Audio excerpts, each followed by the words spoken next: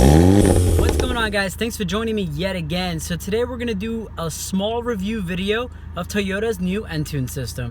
Alright guys, so here we go. This is Toyota's new Entune system, Entune 3.0. The first two versions were released starting 2014, if I'm not mistaken. You can correct me down below if I'm wrong. But for 2014, it was released, and the navigation of the unit itself stays true in this generation as well. So a lot of the buttons are going to be in very familiar places. You still have your quick links on the sides here, on both sides. So the operation of these buttons, most of the time you're gonna spend a lot of time in the home screen, which is this one. You're going to be able to select 3 different widgets to put in here. Your MPG, your phone, your Scout GPS if you have that running, and I'll get to that in just a second. Also your radio and a couple other things that you can kind of switch up, and you can mess with everything from the setup screen. So let's go into the menu, because this is where you're going to access pretty much everything, including the setup for that main screen. On the setup, you're going to have audio, phone, apps, info, and the setup, which is really the settings on the car. And you can adjust many different things through there. Your app screen has changed, so this is why they added the menu screen. It's a new button for Toyota for this year. So your app screen is mainly going to be composed of any apps that get installed through Toyota's Entune app that you would have to download on the phone in order to gain full advantage of everything that this car has to offer. So the audio screen is still very similar, but with some changes. So the functions themselves, the buttons themselves are kind of placed in different places. Radio controls, or the radio preset stations, are at the bottom now, where they used to be on the side. And now you have somewhat of a drop-down menu with everything that was down at the bottom. So now you have your source button here, which I like this setup better than I used to on the last generation, because a lot of these buttons were scattered all over the place. So now you have your source button here, where you can select pretty much where it's coming from. Pandora, iHeartRadio, Slacker, NPR1 are all going to be available as soon as you install those applications on the unit itself. You also have your presets, which you can sort of click through here and gain access to those things that you've chosen. In order to select a new preset, you're pretty much just going to have to go to a particular station, click this, click yes, and you selected the preset. Very easy. You also have a station list, which will break down every station around you based on genre. You have an options menu, which allows you to have a scan on or off when you hit the seek button. And then you have sound, which you can adjust the treble, the bass, and everything else. So let's head back into the menu screen and go over phone. Now, I have not connected any phones yet, so I am actually going to do this now.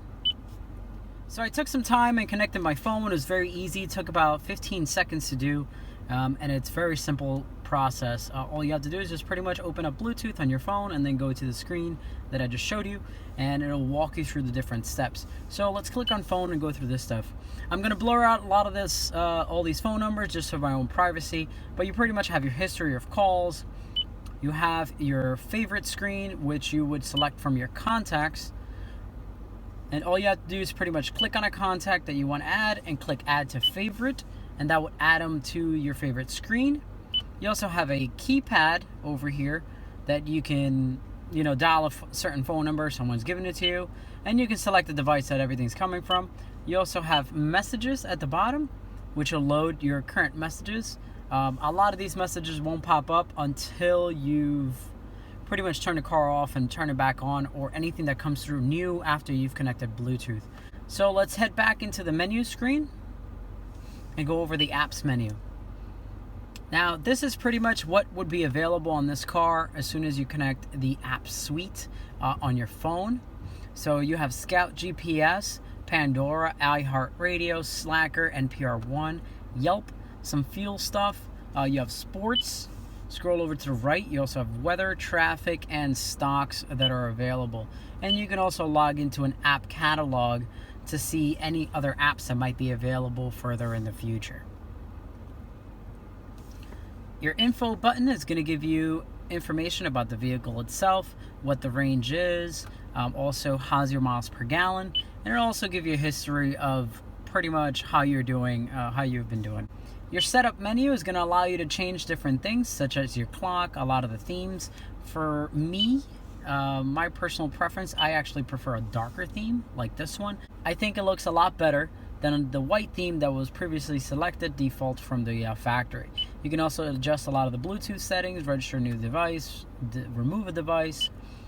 You can adjust a lot of the audio and radio settings, any other phone, notifications. You can also select that as well. You can do your voice recognition stuff, and this is something that I've always stressed that a customer does, is their voice recognition, just because it's just so much easier to get the system to understand you once you've done the voice recognition. Everyone has a different way of speaking, pronounces things differently in their own way based on their previous languages or anything like that. So you want to make sure that you do that just so that it can understand you. You can adjust also some vehicle customizations. You can adjust light settings, convenience services, and door lock settings as well. Now remember, you can get to a lot of these buttons here from the quick links on the sides. I would assume that these things will be filled up depending on the vehicle. Some units, 3.0 units, come with the dynamic navigation, so it won't be Scout GPS. Scout GPS pretty much looks like this, and you would have access to turn-by-turn directions based on your phone's location and such. So it pretty much runs through your data and allows you to have navigation on the screen for the first 3 years for free. After that, I'm not sure exactly how much it's going to cost you to keep the navigation. It's not like the older Entune 2.0 navigation. It's actually much better. It gives you turn by turn. It uses your phone's location to follow you. But that's pretty much been it, guys. Thank you for watching the Entune 3.0 walk around. Hope you guys enjoy, and I look forward to using this new system in a lot of the other cars. Thank you for watching, guys. Peace out.